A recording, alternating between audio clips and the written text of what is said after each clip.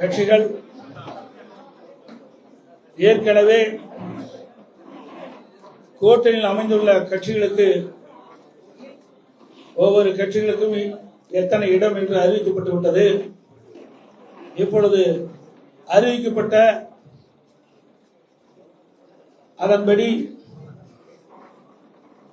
எந்தெந்த தொகுதி எங்கள் கூட்டணியில் இடம்பெற்றுகின்ற கட்சிகள் ஒதுக்கப்படும் என்ற அறிவிப்பை இப்பொழுது வெளியிடுகின்றேன். பாரதிய ஜனதா கட்சி, தேசிய ஜனநாயக கூட்டணியில் அங்கமைக்கின்ற பாரதிய ஜனதா கட்சி ஏற்கனவே 27 இடங்கள் வருகின்ற சட்டமன்ற பொதுத் தேர்தலில் போட்டியிடுவதற்கு ஒதுக்கப்பட்டுள்ளன. அதில் 27 தொகுதிகளுடைய பின்வருமாறு: 1 மயிலாப்பூர், 2வது தளி, 3வது மொடக்குறிச்சி, 4வது உதகமண்டலம், 5வது அமனாசி, 6வது திருப்பூர் தெற்கு, 7வது கோயம்புத்தூர் வடக்கு, 8வது கந்தர்வக்கோட்டை, 9வது புதுக்கோட்டை, 10வது திருப்பத்தூர், 11வது மதுரை தெற்கு, 12வது சாத்தூர், 13வது திருச்செந்தூர், 14வது வாசுதேவநல்லூர், 15வது ராதாபுரம், 16வது நாகர்கோவில், 17வது விளவன்கோடு, 18 ஆவடி, 19வது திருவண்ணாமலை, 20வது தஞ்சாவூர், 21வது திருவாரூர், 22வது அறந்தாங்கி, 23வது மானாமதுரை, 24வது ராமநாதபுரம், 25வது குளச்சல், 26வது பத்மநாதபுரம், 27வது ராசிபுரம் தனி. இந்த 27 சட்டமன்ற தொகுதியிலும் பாரதிய ஜனதா கட்சி போட்டியிடும்.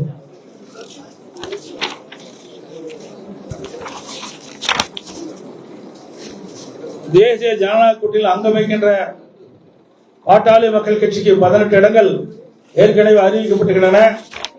அந்த 18 இடங்களில் உள்ள சட்டமன்ற தொகுதியிலே எந்தெந்த தொகுதிகள் ஒதுக்கப்படுகின்ற விவரத்தை இப்பொழுது தெரிவிக்கின்றேன். 1 சேலம் மேற்கு, 2வது தர்மபுரி, 3வது பெண்ணாகரம், 4வது விக்கிரவாண்டி, 5வது சோளிங்கர், 6வது மயிலாடுதுறை, 7வது திருப்போரூர், 8வது உத்திரமேரூர், 9வது ஜெயங்கொண்டம், 10வது போலூர், 11வது செஞ்சி, 12வது விருதாச்சலம், 13வது ரிஷிவந்தியம், 14வது காட்டுமன்னார் கோயில், 15 கீழ்வேலூர், 16 பெரம்பூர், 17 சேலம் வடக்கு, 18 அம்பத்தூர். இந்த 18 சட்டமன்ற தொகுதிகள் பாட்டாளி மக்கள் கட்சி போட்டியிடும்.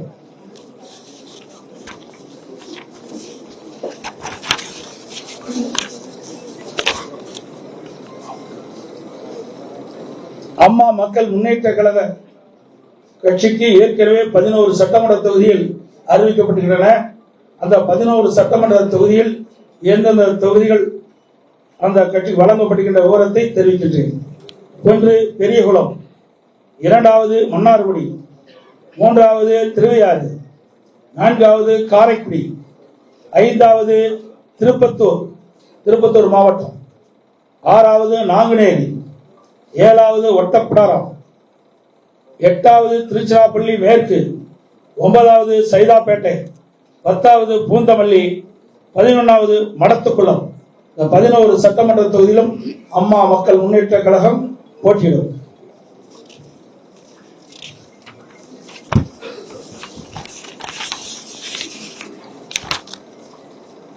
தமிழ் மாநில காங்கிரஸ் கட்சிக்கு 5 சட்டமன்ற தொகுதிகள் ஒதுக்கப்பட்டுள்ளன. அந்த தொகுதியினுடைய விவரங்கள்: 1 ஒட்டஞ்சத்திரம், 2 ஈரோடு மேற்கு, 3வது ராணிப்பேட்டை, 4வது கிள்ளியூர், 5வது கும்பகோணம். இந்த 5 சட்டமன்ற தொகுதியில் தமிழ் மாநில காங்கிரஸ் கட்சி போட்டியிடும்.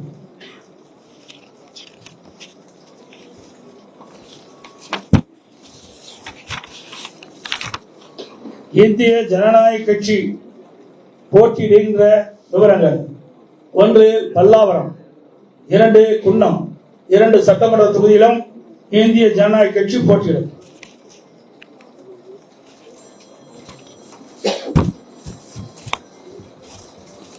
தமிழக மக்கள் முன்னேற்ற கழகத்திற்கு 1 இடம் ஒதுக்கப்பட்டிருந்தன. அதனுடைய விவரம்: விருதுநகர் மாவட்டம் ராஜபாளையம் சட்டமன்ற தொகுதி ஒதுக்கப்பட்டிருந்தது.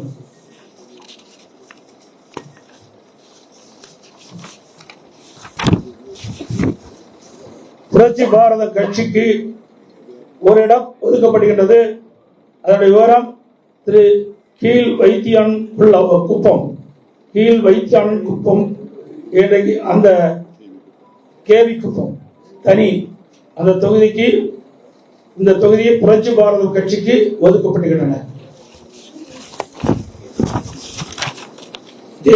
அனைத்து இந்திய அண்ணா திராவிட முன்னேற்ற கழக தலைமையில் அமைக்கப்பட்ட தேசிய ஜனநாயக கூட்டணியில் அங்கம் வைக்கின்ற கட்சியினுடைய தொகுதி பட்டியல் அறிவிக்கப்பட்டுவிட்டது, நிறைவு ஆகிவிட்டது. எஞ்சிய தொகுதியில் அனைத்து இந்திய அண்ணா திராவிட முன்னேற்ற கழகம் போட்டியிடும். இது மீதி கழிச்சுக்கு நீ கணக்கு போட்டுக்க. நான் சொன்னேன்ல எத்தனை இடம் நீ கணக்கு. மீதி எஞ்சிய தொகுதியில் அனைத்தும் அனைத்து இந்திய அண்ணா திராவிட முன்னேற்ற கழகம் போட்டியிடும். விரைவில் எங்களுடைய போட்டியிடும் தொகுதிகள் அறிவிக்கப்படும்.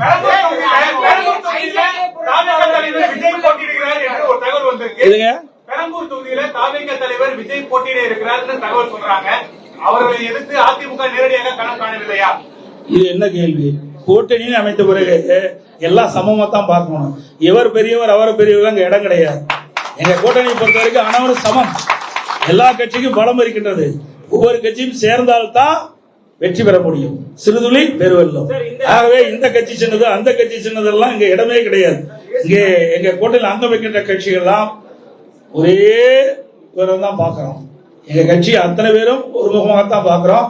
அதனால அனைத்து கட்சி எங்க 234 தொகுதியிலும் எங்களுடைய கூட்டணி கட்சியுடைய வேட்பாளர்கள் வெற்றி பெறுவார்கள். அதிமுக ஆட்சி.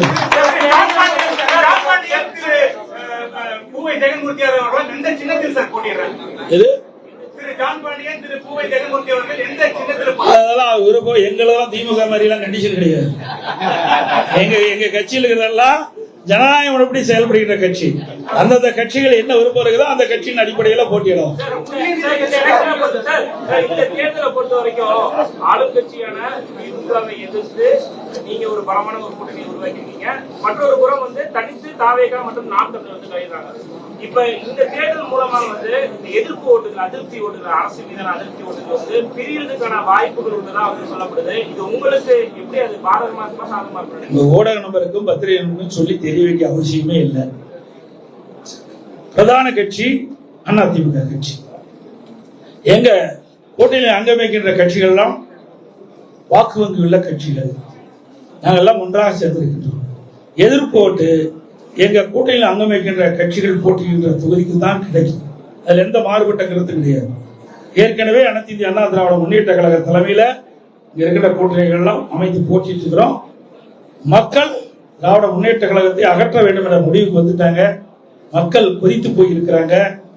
அனைத்து இந்திய அண்ணா திராவிட முன்னேற்ற கழகம் கடந்த 5 ஆண்டுகளுமாக பிரதான எதிர்கட்சியாக சட்டமன்றத்திலே மக்களுடைய பிரச்சனையை எடுத்து வைத்து மக்களுக்காக வாதாடி இருக்குது. அதான் பார்க்கணும். மக்களுக்காக போராடுகின்ற கட்சி அதிமுக கட்சி. இங்க கூட்டணியில் அங்கம் வைக்கின்ற கட்சிகள் அனைத்தும் மக்களுக்காக போராடி கொண்டிருக்கின்றனர்.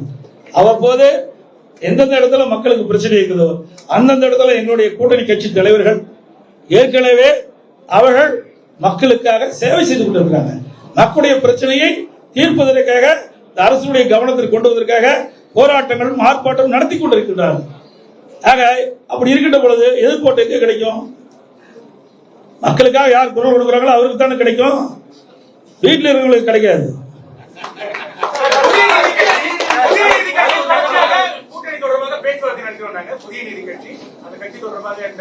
அதாவது அறிவிப்பு இல்லையெல்லாம் இருக்காதுங்க. எங்களுக்குள்ள பல இது இருக்குது. எங்களுக்குள்ள பேச்சுவார்த்தை இருக்குது. சில கட்சிகள் இருப்பாங்க, சில கட்சிகள் இருக்க மாட்டாங்க. போனதை கூட புதிய நீதி கட்சி எங்களோட இருந்து பணியாற்றினாங்க. அதனால நீங்க இந்த கட்சியில சீட்டு இல்ல அந்த சீட்டு கட்சியெல்லாம் நினைக்காதீங்க. எங்க கூட்டில் அங்கம் வைக்கின்ற கட்சிகள் அனைத்துமே ஒருமித்த கருத்தோடு இருக்கின்ற கட்சிகள். கரூர் மாவட்டத்துல 283 இடங்களுக்கு மேல தற்காலிக குட்டைகள் அமைத்து வாக்காளர்கள் அடைச்சு வச்சு சாப்பாடு, அவங்களுக்கு பிரியாணி, சரக்கு, காசு எல்லாம் கொடுக்கறதா இன்னைக்கு புகார் கொடுத்திருக்காங்க. ஏற்கனவே கடந்த தேர்தல் இதே மாதிரி அட்டுழியம் பண்ணிருக்காங்க. கொளத்தூர் அண்ணா நகர் சட்டமன்ற தொகுதியில வாக்காளருடைய கைபேசி எண்ணை வாங்கி கூகுள் பே மூலமா பணம் அனுப்புறதா சொல்றாங்க. இதையெல்லாம் தயவு செய்து பத்திரிகையில போடுங்க, ஊடகத்துல போடுங்க, மக்களுக்கு தெரியட்டும். இதையெல்லாம் கொண்டு போய் சேர்க்கக்கூடிய பொறுப்பு ஊடகத்துக்கும் பத்திரிகை தான். நாங்க தேர்தல் ஆணையத்துக்கு தான் கொடுப்போம். ஆனா பத்திரிகை என்பது, ஊடகம் என்பது மிகப்பெரிய ஆயுதம். இதை நீங்க பயன்படுத்தி நாட்டில் நிலவுகின்ற பிரச்சனையை, நீங்க சொன்ன மாதிரி இன்னைக்கு கரூர்ல பூரா கொட்டகை போட்டு வச்சிருக்காங்க. ஆடு மாடு அடைக்கிற மாதிரி மக்களை அடைக்கின்ற ஒரே கட்சி திமுக கட்சி. பண பலத்தை வச்சு மக்களை விலைக்கு வாங்கலாம்னு நினைக்கிறாங்க. அது ஒருபோதும் நடக்காது. இவருடைய 5 ஆண்டு கால ஆட்சியை மக்கள் பார்த்துட்டாங்க. ஆக இன்றைக்கு மக்கள் இந்த ஆட்சியை தூக்கி எறிய தயாராகிவிட்டார்கள். எந்த கொட்டகை போட்டாலும் மக்களுடைய மனதை மாற்ற முடியாது. அதனால ஊடக நபர்கள், பத்திரிகை நபர்கள் அருள் கூர்ந்து வேண்டி கேட்டுக் கொள்வது, இந்த கொட்டையெல்லாம் காட்டுங்க. எங்கிட்ட தான் கேள்வி கேட்கறீங்க, இந்த கொட்டையை காட்டுங்க, தயவு செய்து காட்டுங்க. தேர்தல் ஆணையத்துக்கு போகட்டும். நாங்க ஏற்கனவே எங்களுடைய மாவட்ட செயலர் திரு விஜயபாஸ்கர் அவர்கள் மாவட்ட ஆட்சித்தலைவர்கிட்ட கொடுத்திருக்காரு, காவல்துறையிட்ட கொடுத்திருக்காரு. அவர்கள் என்னங்கிறாங்க, தனியார் இடத்துல போட்டிருக்காங்க, நாங்களாம் ஆடு மாடு அடைக்கிறாங்க. ஆடு மாடுனா மக்கள் தான் ஆடு மாடா நினைக்கிறாங்க. ஏன்னா ஆடு மாடா நினைக்கல, மக்களை ஆடு மாடா நினைக்கிற ஒரே கட்சி திமுக கட்சி தான். அதனால இந்த தேர்தலில் மக்கள் திராவிட முன்னேற்ற கழக தலைமையில் அமைக்கப்பட்ட கூட்டணிக்கும் தகுந்த பதிலடி கொடுப்பார்கள் என்பதை தெரிவித்து, இந்த சட்டமன்ற தேர்தலை பொறுத்த வரைக்கும் எங்களுடைய கூட்டணிகள் வலிமையான கூட்டணி, வெற்றி கூட்டணி. எங்களுடைய கூட்டணியின் சார்பாக அறிவிக்கப்பட்ட 224 தொகுதிகளும் கடுமையாக பாடுபடுவோம்.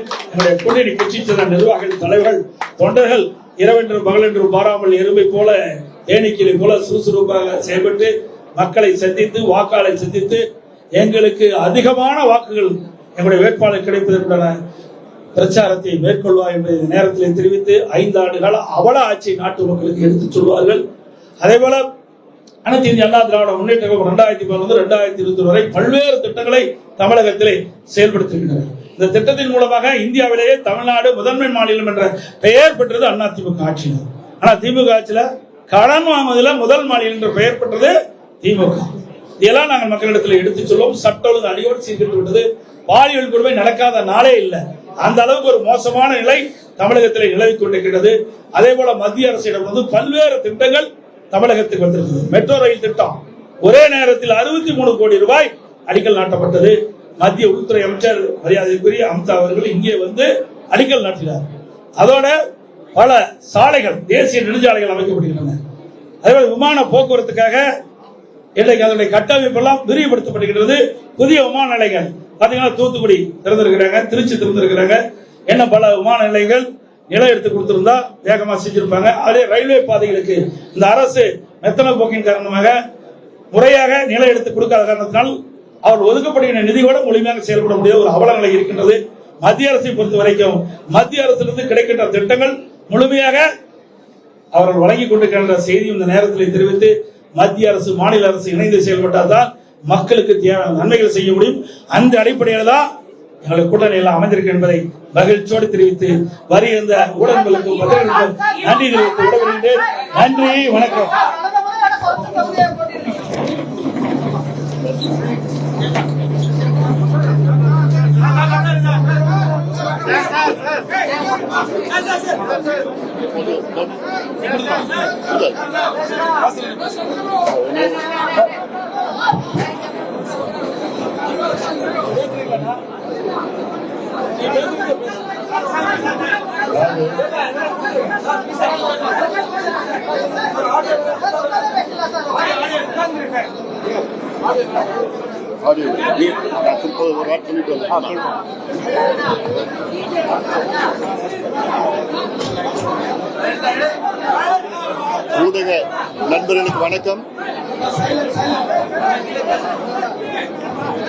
ஊடக நண்பர்களுக்கு வணக்கம்.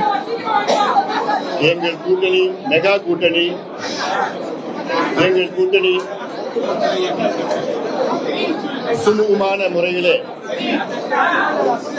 முடிவு செய்து வெற்றி கூட்டணியாக அறிவித்திருக்கின்றார் முன்னாள் முதலமைச்சர் கூட்டணியின் தலைவர் மரியாதைக்குரிய திரு எடப்பாடி பழனிசாமி அவர்கள்